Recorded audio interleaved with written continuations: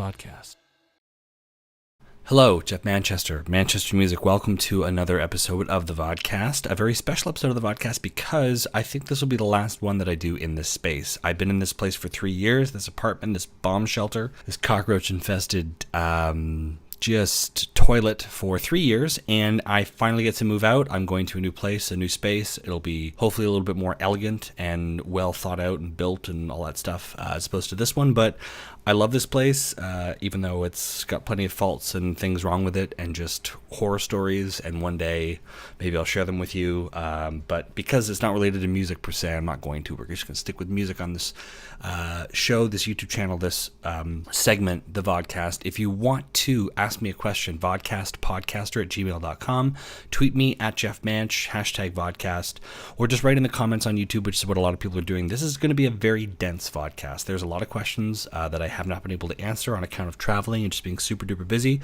with my current job, but I am finally back. I have ginger beer and vodka, which I think is a dark and stormy, or maybe that's something else, but ginger beer, vodka, ice, a little bit of lime, terrific. Highly recommend it.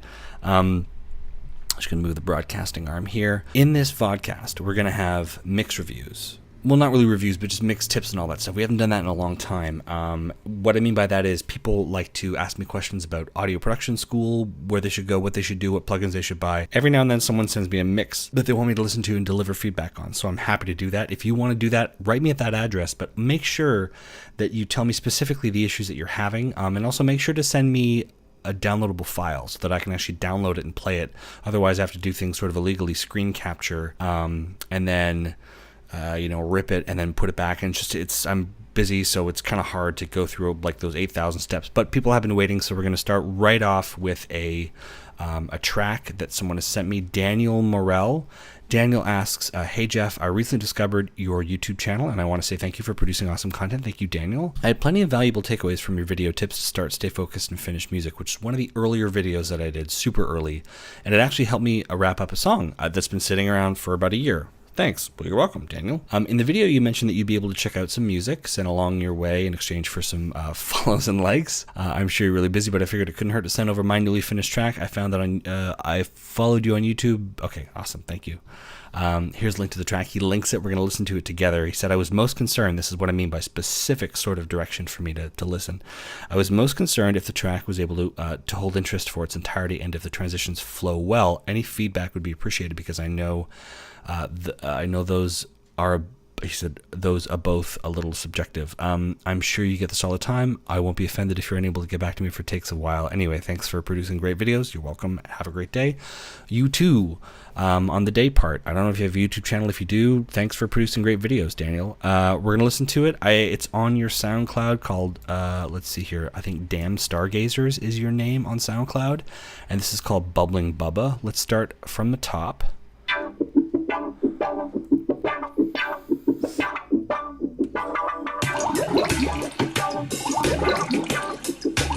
Oh yeah.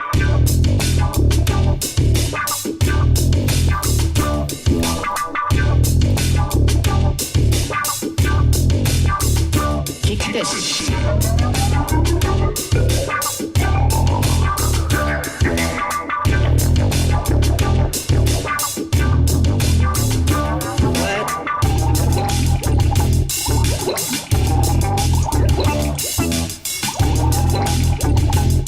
What?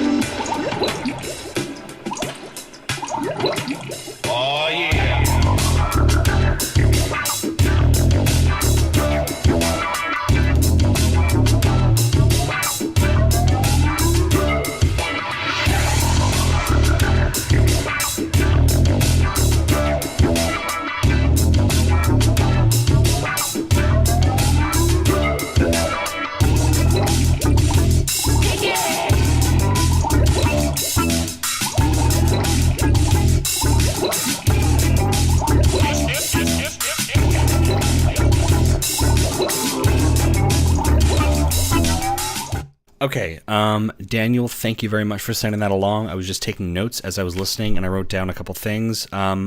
First of all, let's make this a compliment sandwich. Let's start with the good, and then I'll get into some of the criticisms that I have. First of all, very funky. It definitely has like a beat and a groove to it, which is very well established and defined, and it's consistent throughout the arrangement, which is really nice. There's a lot going on, which is, it can be bad, but it's good that a lot's going on. There are breaks and things that sort of separate the arrangement into, you know, a very distinct bridge, pre-chorus, chorus, verse, and all that stuff. So it's nice that it's not just one sort of thing that just continues evolving, but on a very sort of boring track where it's just, you know, block after block after block. There's things that are moving, a lot of moving parts, which is nice, but it's very, very funky. So that being said, I do have a couple things to say. The first thing I wrote down was compression. To me, it feels like either through compression or maybe it's just basic gain faders or whatever, everything feels like it's at the exact same level. So the sound effects that you have with a bottle being filled up and bubbles popping and all that stuff is just as loud as the hi-hats, which are just as loud as the bass, which are just as loud as the kick, which are just as loud as the cymbals, which are just as loud as you know, some of the, maybe it's a Fender Rhodes, a cascading electric piano or something going down. Everything is sort of at the same level, and that is the only place that's kind of at least marginally acceptable is during a hook or a chorus. When everything is at the same place, your track just ends up kind of, it requires a lot of energy to sort of stay interested because there's nothing delighting you, moving, shifting in and out, a quiet verse, a large chorus. Everything is sort of just capturing your attention all the time, and that can be a little bit exhausting for the listener. So either through dynamics or something else, you have to sort of back things off and introduce a little bit more of a dynamic range, things getting really loud, getting quiet, getting loud, getting quiet. And one way to do that is with, this is what I wrote down here, automation. So you have your writing faders. Automation is essentially just telling the computer to do something for you via any sort of automatable process. So you're drawing in automation, you're saying, you know, at the 20-second mark, I'm going to pencil in, you know, my volume so that it goes down by 5 dBs, and you sort of program that, and then it's going to go up again 5 dBs in another 5 seconds or whatever. And you can see that as a sort of line. You're sort of telling the computer to do something, and you're programming it.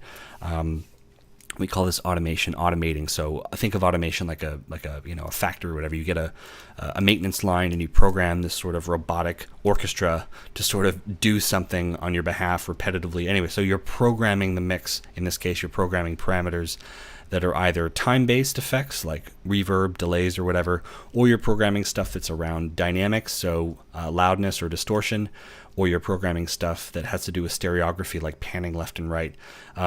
Any capable digital audio workstation, including something like, you know, Audacity, is able to handle automation. So a way to mitigate this sort of big compressed sound where everything is at the same level and commanding your attention all at once is to make sure that the bass is sort of at a steady level, but every now and then the hi-hats come up and down. I was just listening to this great Mix with the Masters thing by the guy that did Litzomania, by Phoenix. He mixed that track, and he was talking about when he was listening to the guy who mixed Nirvana's Smells Like Teen Spirit, and he was saying that in the article that he was reading, the mixing engineer would bring up the hi-hats and the sort of shimmery, you know, Dave Grohl's shimmery hi-hats and cymbals up about 5 dBs during the chorus. And that makes sense because the chorus is so impactful. So through automation, you can not only bring a song to life, but also keep your audience really interested and bring attention to really big moments. So I would recommend that things need to be automated. Like it could be some of those, automation doesn't just have to be gain. Like I said, it could be time-based effects. You could play with the wet dry knob on some of the fader throws on your reverb or delays. So, you know, when you have, you know, your cascading pianos, those Rhodes or whatever, you could sort of throw the wet knob for like just a couple seconds or whatever, turn the potentiometer of that wet dry knob to the right, make it super wet, and then bring it back. All these things just add to delight. It gives the piece sort of intrigue, and it keeps things interesting and all that stuff. Everything right now is happening on one sort of level. But like I said at the beginning in the compliment section, there are a lot of moving parts, which I really like, but those moving parts need to continue moving through automation. I'm pretty proud of that. They need to continue moving through automation via, again, dynamics, time-based effects of automation, or or panning or something like that. And that's really easy to do. There's write, touch, latch, and read, I think, options for automation. Write has you pressing, record. You record your automation and you sort of ride the fader. I think touch, has you go over what you just did, and then when you are recording your automation in touch mode, when you bring your fader up, I might get this wrong, when you bring your fader up, because I never do touch automation, when you bring it up, it goes up, and then when you let go of it, it goes back down to its original sort of automation lane. That might be latch, actually, and someone's going to correct me in the comments. I just haven't done automation in a pop track for a long time. I normally just do it sort of in write mode with my composing, but anyway. And then read is obviously you're not doing anything, you're just listening back to the automation that you played. But your digital audio workstation should be more than capable to handle automation in any of those varieties. And then we have, what else did I write here? Distortion.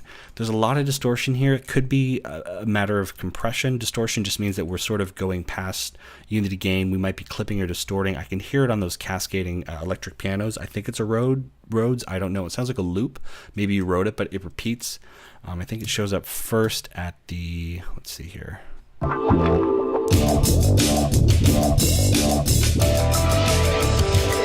So it shows up at like 110, and it's just a little bit distorted, and that might be intentional. Maybe that was your sort of plan as a whatever, but it sounds to me like what you're trying to do is, bring it up past the already really intense sort of wall of noise that is this track. That every now and then, like a wall of noise, like a Phil Spector sort of wall of sound, is a good thing, but in this case I feel like everything is competing. So when you do push things past unity gain, past 0 dBFS or whatever scale that you're using, you will get distortion, you will get things kind of clipping, and it almost sounds like this beautiful track that you have is almost perforated. There's holes in it. It's kind of choppy and weird. And to me, in this track especially, the distortion from that Rhodes piano is a kind of symptom of maybe an overall overcompression or hypercompression or something happening where you're distorting. And just a quick tip for that, the way to bring attention to something, like your bass is very pronounced and sinewy, which is cool. The way to bring attention to something like that, like if you want to bring attention to the Rhodes, adding distortion helps, but it could be that, instead of giving something more power, bringing up the fader, which controls the gain or the loudness of your Rhodes, we're just going to say it's a Rhodes, try bringing everything else down. Or try seeing where you have an area in the stereo field where the Rhodes is maybe occupying its own space. Maybe everything is sort of getting crowded. The Rhodes is in the same place as the cymbals and the bass and everything else, so you're having to sort of push it up just because everything's sort of crowding it in the stereography. Try splitting things out. I mean, I don't want to I know I'm wearing an isotope shirt, but I don't...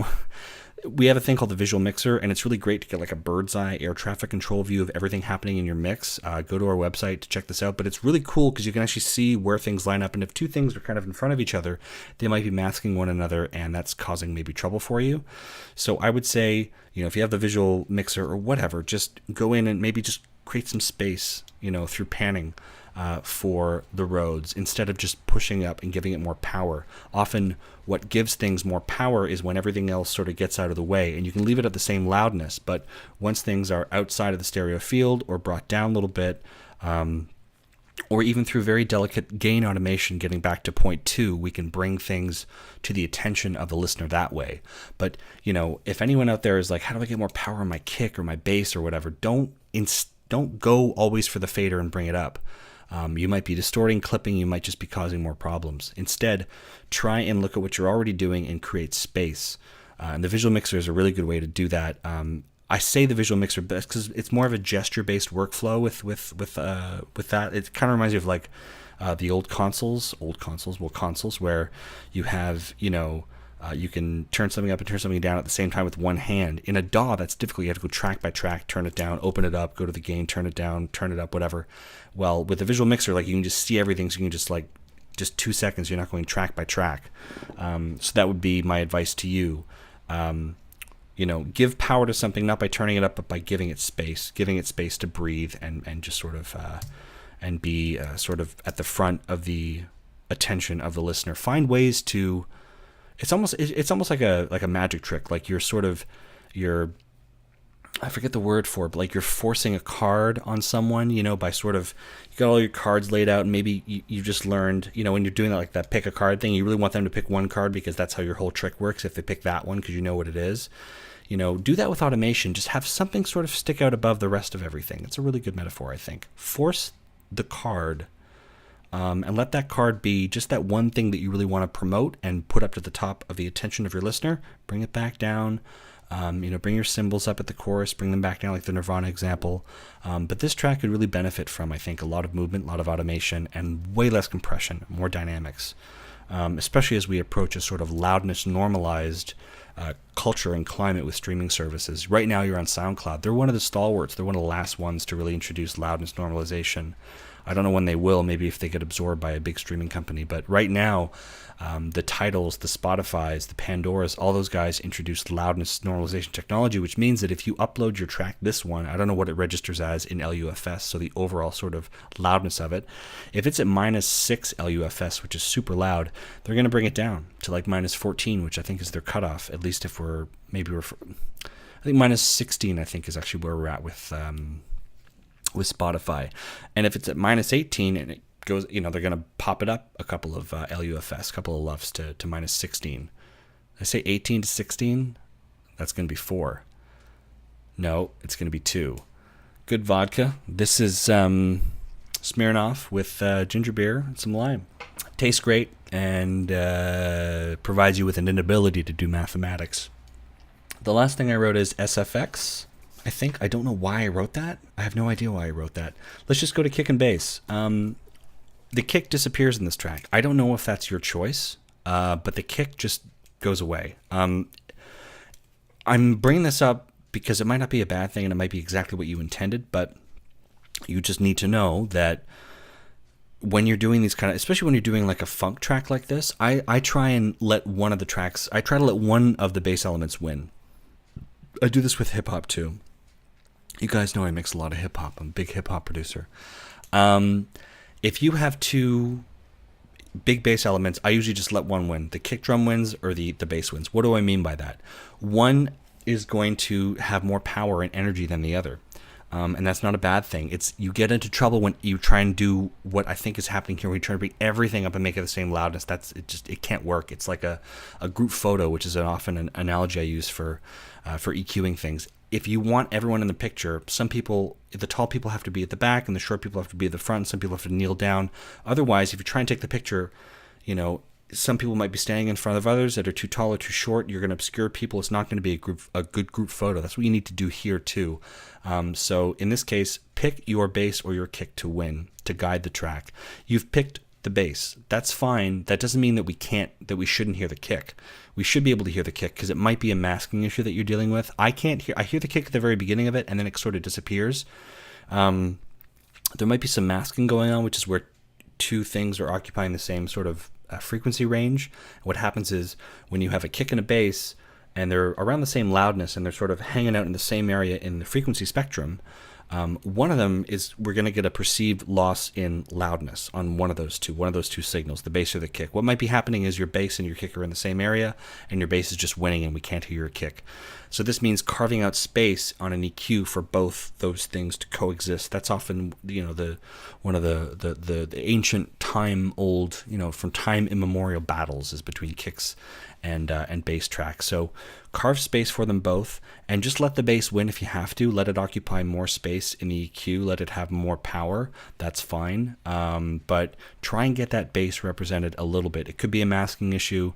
It could just be a gain issue. It could be you have to just turn it up a little bit. But again, iZotope, sorry, we make a masking meter in Neutron 2 and Neutron 1, obviously, that allows you to see where some of those frequency collisions might be happening. This is a very handsy episode, isn't it? And so go in and see if maybe there's some collisions happening, critical collisions, where two frequencies are sort of meeting up and you're getting one that goes down in signal and loudness. So that would be my tips to you for this track. Probably not what you wanted because you wanted stuff on how to hold interest. Okay, I kind of answered that, how to hold interest and all that stuff. But that would be my tips for you, Daniel. I'm really happy people are sending me stuff that isn't like composing stuff because I do a lot of mixing that isn't composing and I'm happy to talk about it. And people listening to this doing composing work don't sleep on this stuff. What I mean is, if you have stuff that's composing based, that's like orchestral or whatever, that's the thing, and we'll get to this in another person's question. A lot of people forget the mixing part, or they hear, oh, it's a pop track, I don't have to listen to this, I'm mixing. It's all the same stuff. We animate our tracks with the same kind of tricks, automation, compression, all that stuff. We do the same thing no matter what genre we're working on. Some rules are a little different. Obviously, like dub reggae has different rules than country, than, doing like a Niels Fromm ambient track or a Radiohead track, but still the tricks and techniques are all the same. So listen when someone is talking about a genre that might not be interesting to you, because you could take some of those rules and apply them to a genre that you're working on and maybe do something that someone else didn't really expect you to do. So that would be my advice. Hopefully that answers your question, Daniel, in a very satisfactory way. Take care. Let's jump to the next question. The next one is from Sean Hember or Hombre. I'm not really sure. Jeff. Hi, Jeff. Big fan of the channel. Thank you. Was wondering if you could do a review of this song on the Vodkast. This is more of a, how do I want to put this? More of a cinematic sort of film music song than the last one. I'm proud of this one, he says, but the percussion doesn't sound right. I can never get the percussion to sound the way that I want on orchestral songs like this. I composed everything in Logic, and for the percussion I used wave samples and the default Logic Pro 10 orchestral drum kit. Cheers and thanks again. Let's go to the file which he sent to me and have a listen. So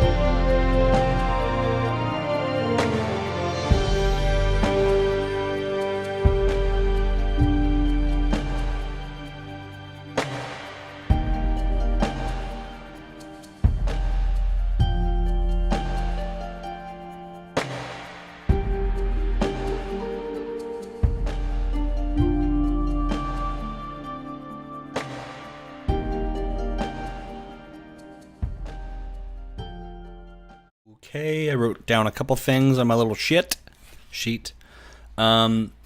First of all, this is very, very pretty track. The one thing that comes to mind as I'm listening is that reoccurring harp arpeggio, that da da da da da da da da dum, that needs to change. The melody doesn't need to change, but you need to, if you're going to loop that thing at the same loudness for like the entire track. I don't know if you do that. I think you do though. You need to record, I think, you need to record like 8 bars of that and just do it and don't quantize it and what I mean by this is you need to sort of make it as live as possible, because right now it sounds like all the velocity numbers are the same. In fact, they might all be at like 127 cc's or something. Like it sounds very pretty. It's very pretty, but it just keeps going, and it really gives away a sort of robotic kind of quality, like this was made in a DAW, which is fine. I do videos and all this on this stuff all the time. I don't care, but we have to sort of bring it to life, and by that I mean find ways to liven this and give it some humanity, and that could be by, like I said, just recording it flat and doing very little sort of quantization to sort of match it to a grid, but just so that when you play it, it's different every time. Because right now, like I said, it sounds like it's all the same attack, same velocities, and it doesn't change. It doesn't go. I don't think it goes down in volume or goes up or changes or whatever. It's at the same thing, and it just sort of pulls you out of all the other interesting stuff that's happening in the song when it's just the same thing over and over and over and over and over and over and over. And I think you keep it going throughout the entire track. It makes sense because that reoccurring melody is what's anchoring the song. It's one of the first things that we hear outside of the drones and the sort of tinkering and all that stuff, and it's what sort of gives the track context. Things come back to that right at the very end, but we have to be careful because it's the first thing we hear, it's fresh in our minds, and it just doesn't change. So I wrote down, I think, the repeating harp line needs to lose energy, so it needs to go down in attack or whatever. It needs to change or go away is what I said. I don't mean go away like get rid of the whole thing, but just it needs to disappear, and something else needs to come over and take our interest and sort of get us thinking in a different way. It could be a different instrument or whatever, but it just needs to go, because right now it's so repetitive, it sticks out to me like a bit of a sore thumb. I hate to be so critical, but I'm only being critical because I think that this is a very good track and you can handle it and you can move things around and just make it even better. The next thing, some of the horns are good, but I feel like the horns, you hold on them a little long, and to me, I hate to be a stickler, but like when it comes to reed instruments, horns, you can't really play fast and loose with physics. People can't hold their breath forever. Like you have to actually take your hands off the keys when you're doing the horns. Like when you're doing strings or whatever, you can play over and over and just do one long sustained note. In fact, some composers make their whole careers out of that, just getting people to play like F sharp for 90 minutes. But when it comes to horns and reed instruments, remember, people need a chance to breathe. And I found that some passages, the sustain just went on a little bit too long and felt sort of not real and inauthentic a little bit on the horns. And also, I think there needs to be just a little bit of tightening up of the transition between notes. I don't know if you're using... it sounds like you're using, I think you said the Logic stuff, right? The stock Logic stuff. You could benefit from... compose everything in Logic and the compression. Okay.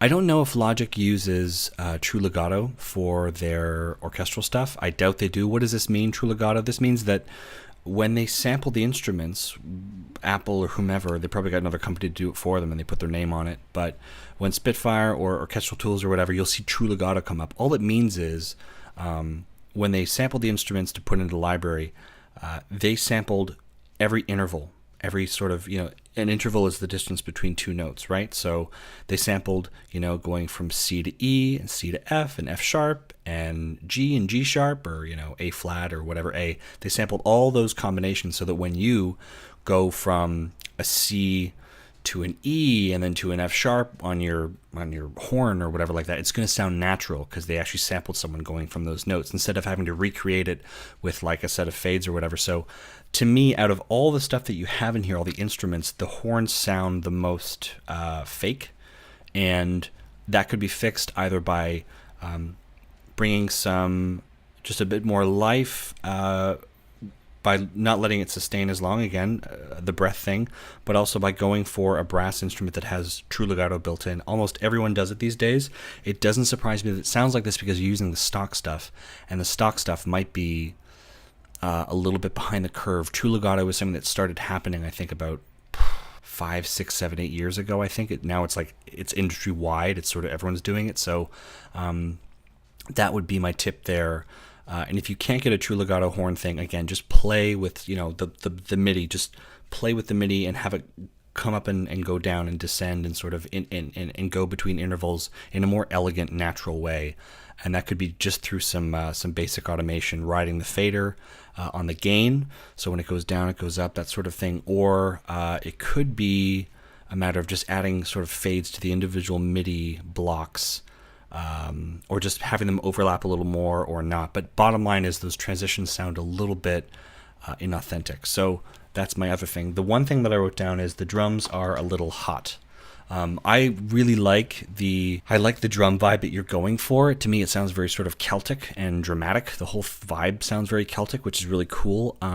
But to me, the drums feel a little loud, a little hot. So my advice to you would be don't change the drum sounds necessarily, but through automation, again, this is what brings life to our compositions.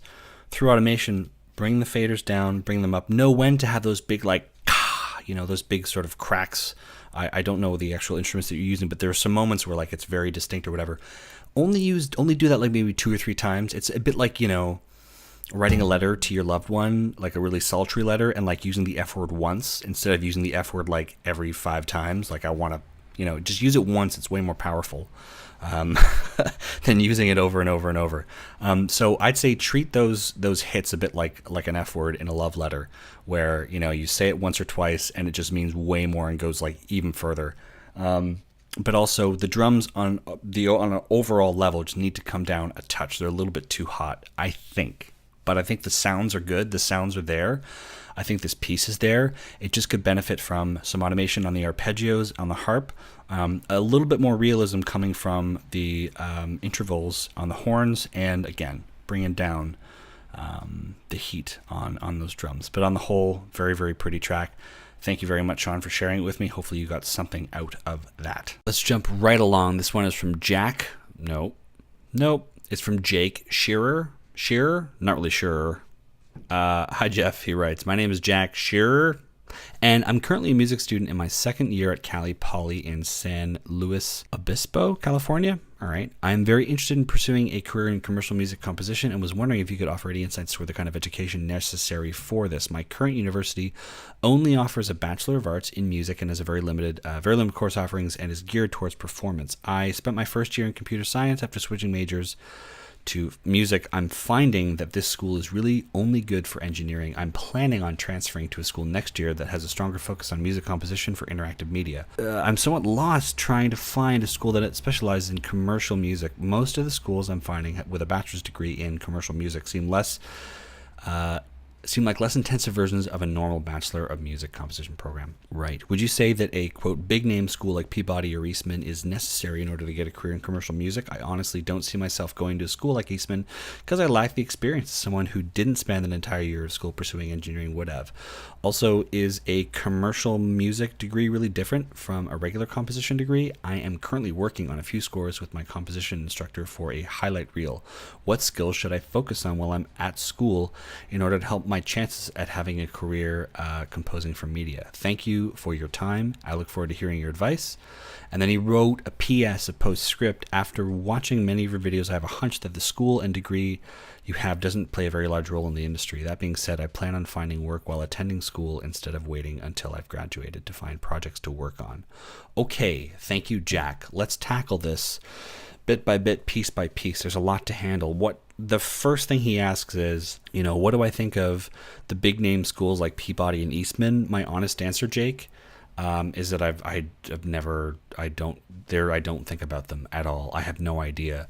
My approach to composing for media consisted mainly of messing around in my digital audio workstation, watching videos like Daniel James, reading articles online. And to be honest with you, I think that some of the schools are only starting to pick up on the fact that composing for media is something that people want to do and can do from home with the digital audio workstation and samples.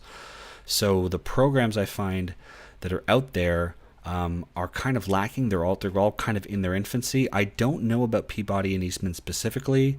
You say engineering in your question a lot. Are Peabody and Eastman audio engineering schools? I don't know. I guess I should look this up. I just haven't. I'll speak from my experience. Even if I knew what they were, I'm not sure I could tell you how beneficial they would be because I don't know anyone at them. I hadn't heard about them until I read your question. I went to an audio engineering school. It was 1 year long, and the extent to which it helped me in composing, I would say, would be, I don't want to discount it too much. I mean, it was pretty helpful for learning how the industry works, not film composing, but just how the industry works, the audio engineering sort of industry, the audio world. I learned a lot about EQing, compression, the basics, the sort of things that you need to know in order to make your stuff sound really great. But I didn't learn anything about composing per se. I mean, I learned a little bit about Foley and slotting things in. I had to do a little bit of composing, but they expected like a rinky-dink thing on like an app or whatever. But like I actually composed. I had all these amazing tools, and we had to sort of redo a scene from Terminator 2, I think, and I did the music for it, and it was a lot of fun. But I don't know if these schools out there are teaching this stuff, and if they are, I would say that these programs, like I said earlier, are in their infancy. And therefore they might not be very well structured or thought out. You might be a lab rat sort of in a, composing for media course or whatever. I would say that the most beneficial thing, if you're going the school route, honestly, the most beneficial thing you can do is, and I've said this before on the channel, don't go to a school that has like a flashy console and gear and, so-and-so went there or whatever. Go to the school, go to the place where you think you will learn the most from the people around you. I've said this to people. Emily Pierce is another one. I think she's in California, and she wanted to do sound reinforcement, live sound. I said the same thing to her. I say the same thing to everyone because it was given to me, not for audio engineering school, that piece of advice. It was given to me for another sort of application. Scholastically, I was doing my master's, and I was about to do a PhD, and I didn't. But don't get sucked in by the programs, the copy, the propaganda, the website, whatever. Look at the faculty list. Have those people composed for film before? Are any of them actual composers? Do they know people who are they re-recording mixers? Look at the faculty list, because that is going to be your education. It is not going to be, it's not necessarily about the curriculum or whatever. If you have people, and we have the internet now, so we can actually do this. If you have people in there in the list and they say they're composers, like actually look them up. And look them up and see if they have an IMDb. Look them up on YouTube. Everyone has a YouTube channel, a portfolio. Like you said, you're working on yours right now, your highlight reel, I think you said. Everyone has this online. You can actually go and investigate to see whether the image matches up with the reality. A lot of these guys might be in there because suddenly the school goes, oh, it's very attractive for us to introduce composing for media in our curriculum. Hey, Bob, you DJ, right? Can you learn a little bit about Contact and Cubase and teach the course? Look these people up, because you're going to be spending money, and it sounds like you are. It sounds like you want to go to one of these schools. Look these people up, see if they're credible, and see if they're actually going to help you, because it's not the textbooks or whatever. The people at the schools, the instructors, are going to be the people who are going to be networking on your behalf. If you work really hard, and if you get there and you're all ready to learn, and then you happen to know a little bit more than your instructor does when it comes to composing for media because you did all your homework watching lynda.com videos, watching this channel, Daniel James, reading books or whatever, you're going to be pretty disillusioned, and this happens a lot. This is happening right now at RAC, and I can talk about this because I know a lot of people that work there. They're all gone. They've left. The curriculum is totally changing, and they're doing it because they're trying to sort of capture this sort of YouTuber generation that wants to be entrepreneurs, self-starters. They want to make their own videos online. So the course and the curriculum is less at RAC about tracking and miking and mixing, and who cares? And say what you want about that. I'm not passing judgment. And it's going to be more about how to edit your own YouTube video and all that stuff. Now that might be super beneficial to you. Hey, look at me. I got a job at Isotope because I have a YouTube channel. But it's in its infancy.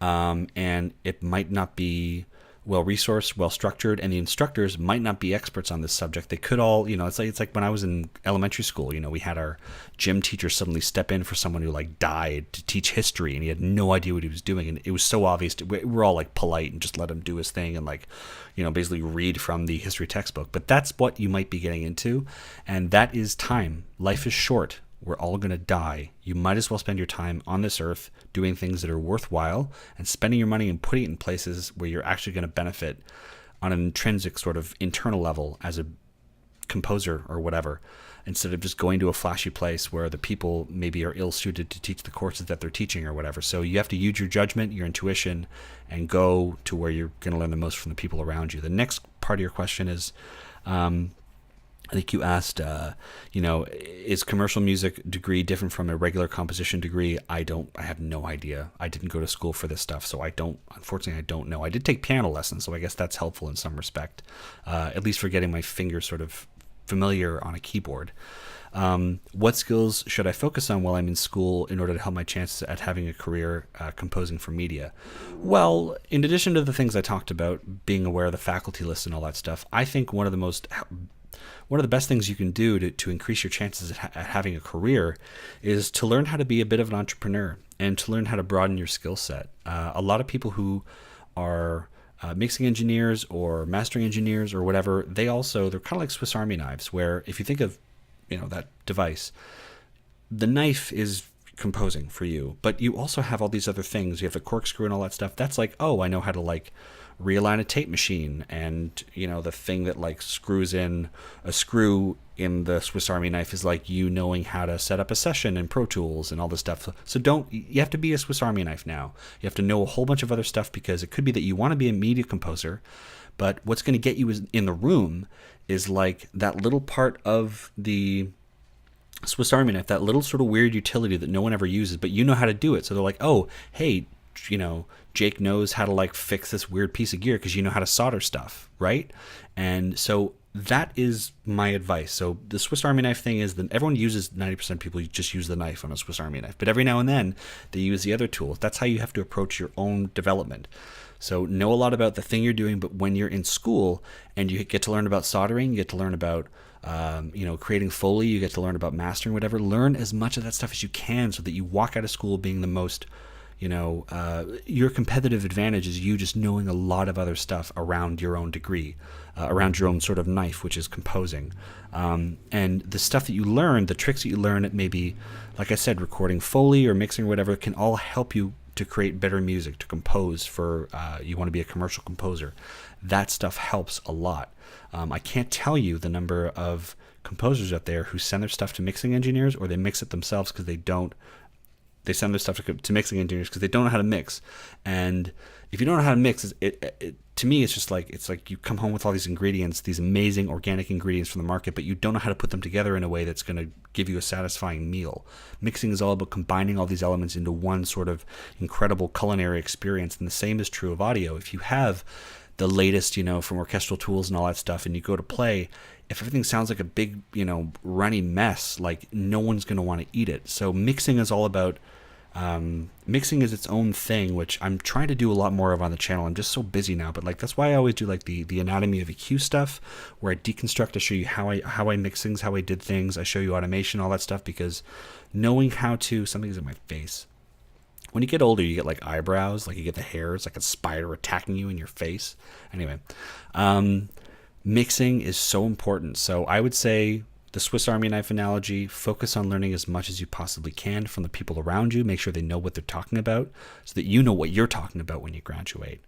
I'm sorry if I didn't answer any of the other questions that you had, but I just don't know enough about doing professional sort of composing school stuff. I know about audio engineering school stuff.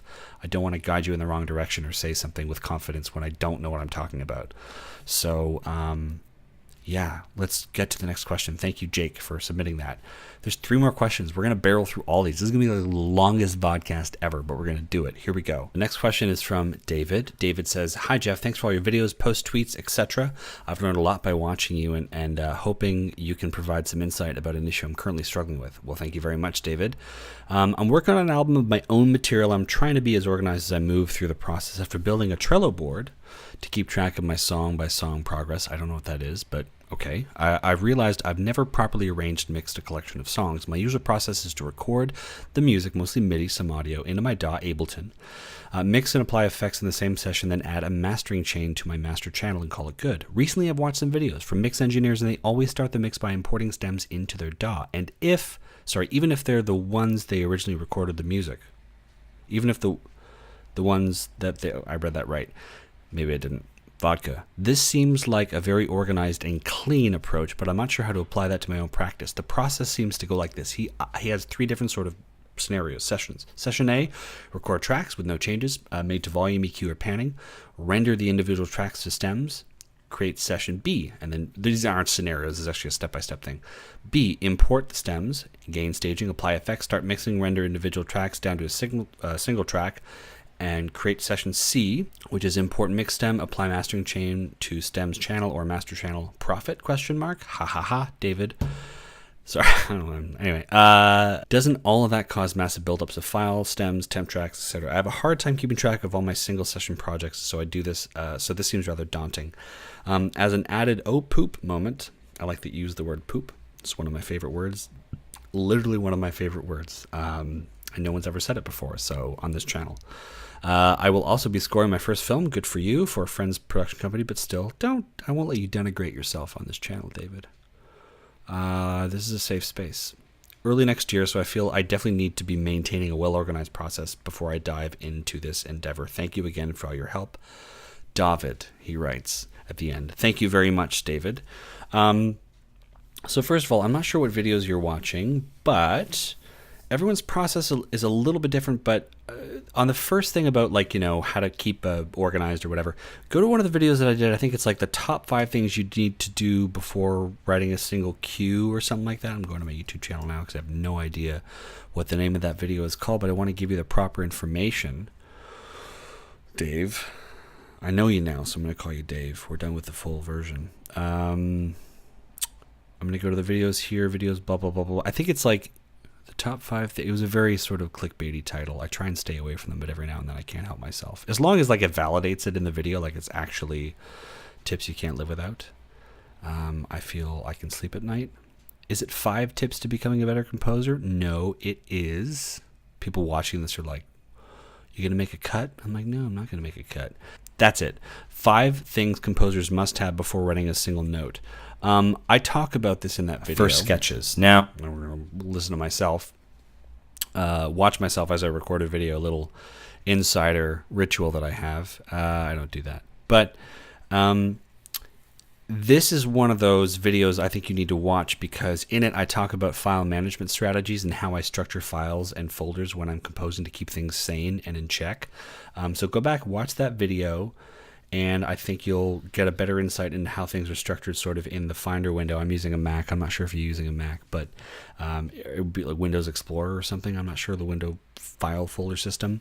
As for file management is so important. As for managing a session, when you're actually in the digital audio workstation, what you might be seeing, and which might actually help you, Dave, is to have a template to work from. What this means is when you have Ableton, you can create templates in Ableton. It's super easy. You have a template and you create, 10 to 20 tracks. You name them, bass, kick, whatever. You don't actually import any music on those things. You just name the tracks. You create your groups, you add effects and stuff to maybe send A, send B, send C, send D, or whatever you end up normally doing, so that when you are ready to import the tracks that you've made, and that's what these guys are doing, I'm assuming, on YouTube with Pro Tools and all that stuff. They just open the session and then they go and look for the bass track in the folder and they bring in the bass, they slot it with bass, whatever. They do that for each track. Their assistant normally does that for them. But this way you have a template from which you work every time, same EQs, all that stuff, waiting for you. You just set them, you go save as my template in Ableton. set as a new. You can't do multiple templates, I don't think, in Ableton, only one at a time. So I just build like a big one, have all your effects on there and everything, no audio, and then whatever. And then you just go save as my template. But if you're not doing that, like if you're actually recording everything in Ableton, doing all your effects and all that stuff, what I would do is I would go with the template route still, and I would just have everything ready so that when you open, you can make it so that it saves as a default session when you load. So it's going to load your template right away. If you always record bass and always do all that stuff, you could have, depending on the kind of music that you're working on, you could have your template such that on track 1 you have it'll say like orchestra, and it'll be a group, and if you flip down the tab for that group, you'll have strings, blah blah blah blah, and on those individual tracks you'll have an instance of contact for each track or something like that, or the group will have contact. So you just open up contact, bring your horn in, and then start doing your MIDI notes or whatever. But this way you have a template from which to work. You're not naming tracks every time. This is what a lot of the pros do, especially if they're just mixing stuff. They'll bring it into a template from a raw file over Dropbox or whatever, ferry everything in, mix it, and then bounce it out. But the thing that you're recommending here, the not recommending, but the process that you're describing, session A, record the tracks with no changes, session B, import the stems and all that stuff. Some people do everything all at once. Some people start with their template, they record all their stuff, they mix and they master all at the same time with that sort of mastering thing where you have on the 2 bus, the master bus, you have your master chain, whether you have Ozone or T-Rax or something. Some people do that. I'll tell you what I do. Maybe that's going to be helpful for you. I start with a blank Logic session. I don't have a template because I'm lazy and I'm punk rock, so I'm really badass. I don't do what everyone tells me to do. And then I record everything that I have to record, and then I stop and I start mixing. I'm not doing any more composing. So if I have 16 tracks, I have 16 tracks. If I have 4, I have 4. Composing is done. I start my mixing. Here's where it gets pretty interesting. Especially if I'm composing for film or whatever, I will usually bring the video into the Logic session after it's mixed and look at how it goes. Sometimes I'll have the video running the entire time. Sometimes I won't, and I'll make some adjustments after I've mixed the track and composed it and bring the video in. Sometimes the video, like I said, is waiting for me at the very beginning of the session. I'll compose, mix, it's there the whole time. The thing that gets interesting is that I will bounce out every cue and master it in an individual stereo file, not in Logic but in Ozone. I open the standalone version of Ozone, which is actually like not the preferred way to do it. A lot of people like to do it in the DAW and keep one sort of seamless workflow and mix and master. But to me, mastering it requires a different mindset, and it's too easy for me to go back and change things if I'm still working in the DAW with Ozone on my master bus or my master chain or whatever. It's too easy for me to go back and add a note or whatever. I like to commit and bounce out at least at the mastering stage. Which is sort of, I'm kind of being sacrilegious a little bit if we're going by the old school rules, in that I compose and mix in the same sort of session. I always do that. Can't help it, I just do it. But I always master separately, and that's just one way for my mind to keep things in check.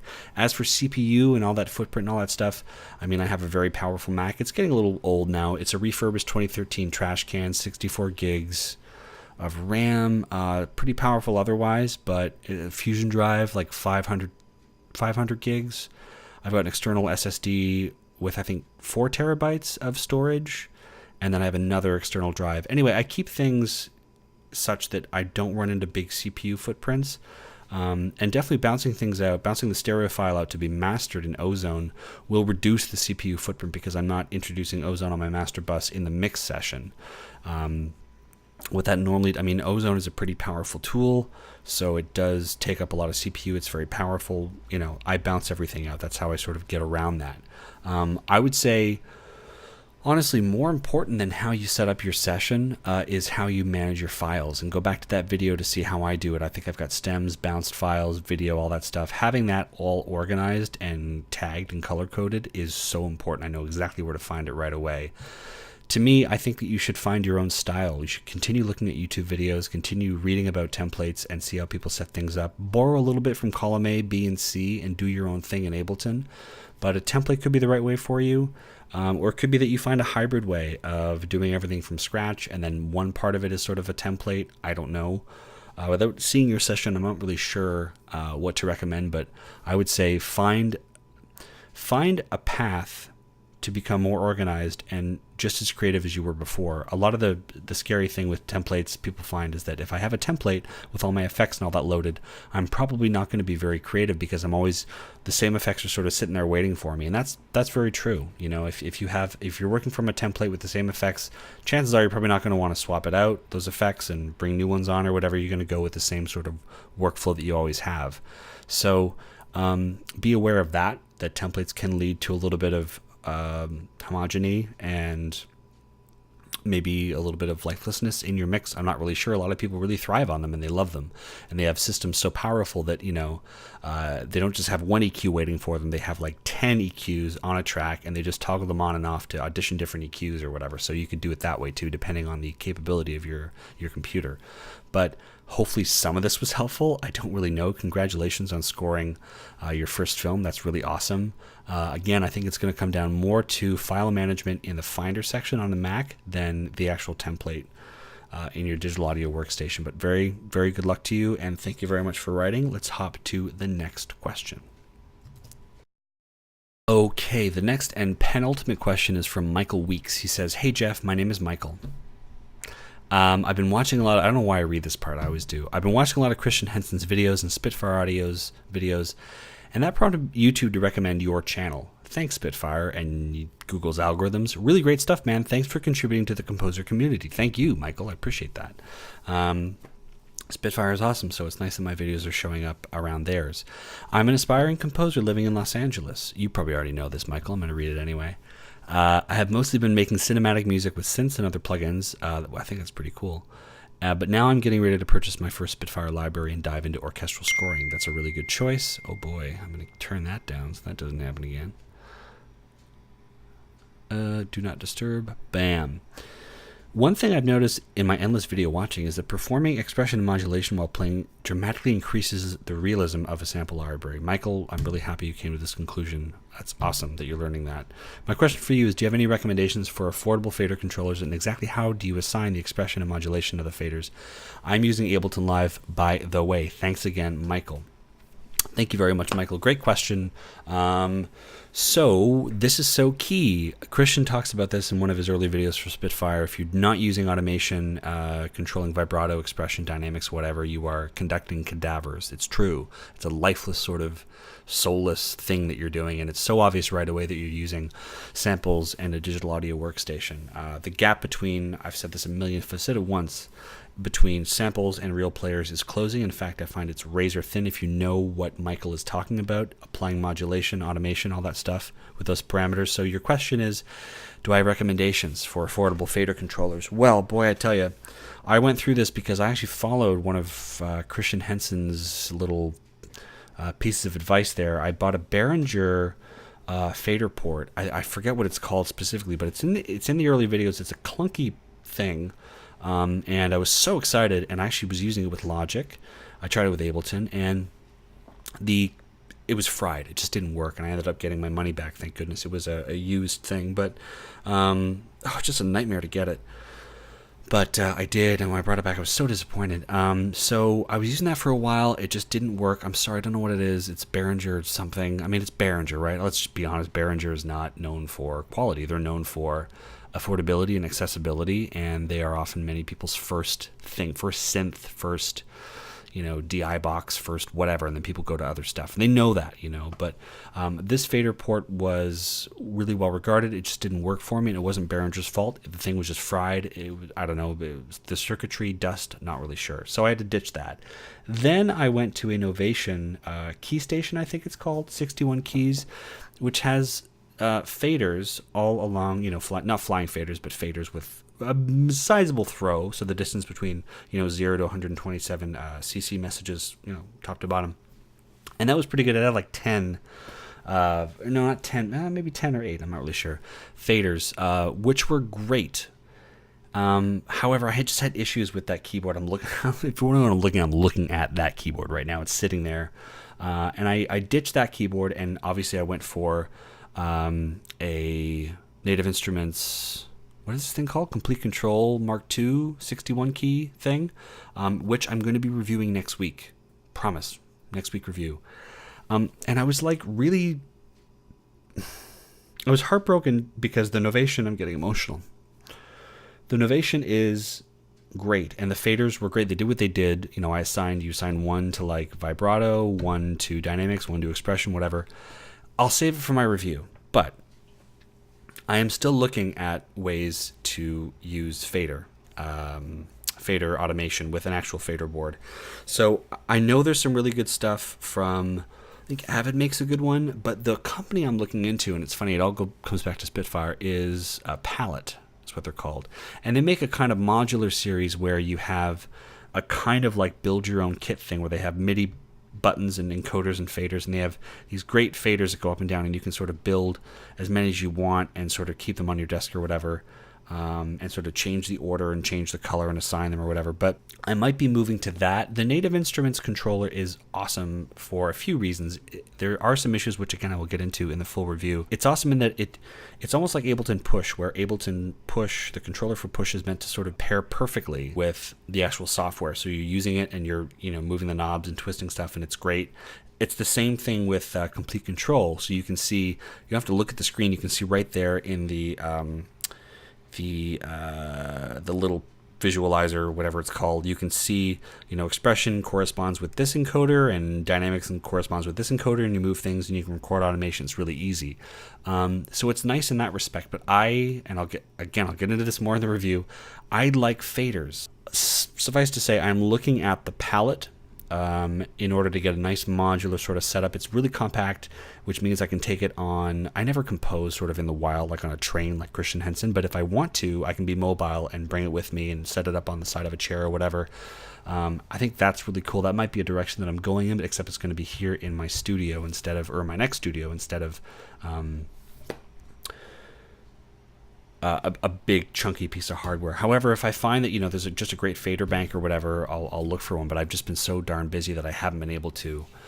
But right now, again, palette is what I'm looking at. If you can buy a keyboard that has those faders built in and they're nice and they're easy to use and they work well, like they feel really good and the throws are really smooth and all that stuff, go for something like that. Because right now I'm finding that there's a few roadblocks with the Native Instruments controller, which again I'll dig more into in the future here on the channel. Next week I'll do a review, but hopefully that gets you started a little bit.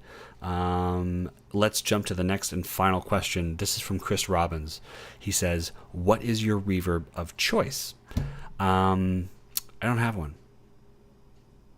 Thank you so much for watching. If you want to write me a question, vodkastpodcaster@gmail.com. Hit me up on Twitter @JeffManch. Write me, get in touch. Be happy to do another mix review, answer another question. To the people who waited, thank you so much for waiting. Hopefully these answers were valuable and constructive and helped you along in your sort of path to audio greatness. Take care.